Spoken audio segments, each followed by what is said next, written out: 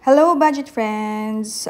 For this episode, I'm going to talk about First Community Cooperative dahil maraming nagtatanong kung paano makasali sa FICO, kung ano-ano ang mga requirements at kung saang branch ba meron ito sa Pilipinas. Dating pangalan ng FICO ay Ateneo Credit Union and naitatag ito noong 66 years ago.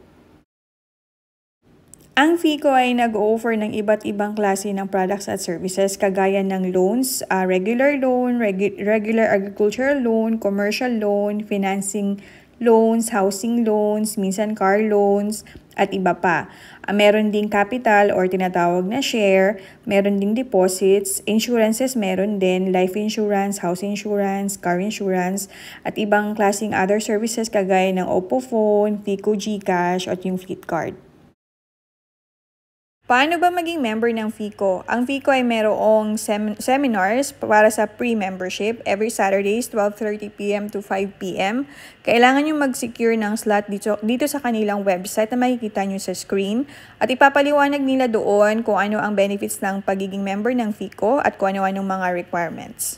Huwag po natin kalimutang mag-like at mag-subscribe sa channel at pwede po nating i-share po ito sa iba para malaman din nila kung ano ang details sa pagiging member ng FICO.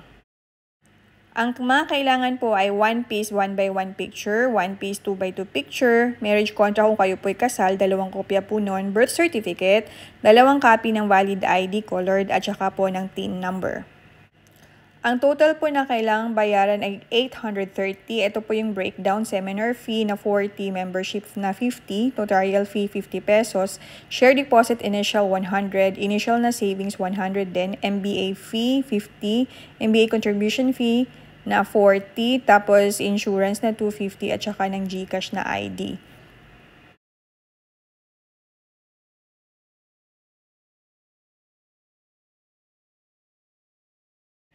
Para po sa listahan po ng FICO branches na malapit po sa inyo, punta po kayo sa website na makikita nyo po sa screen. O di kaya naman po ay mag-send kayo ng email o di kaya mag-text sa kanilang mga mobile numbers or mag-message sa kanilang Facebook page. At sila po ay constantly na sumasagot sa mga queries patungkol sa paano maging member.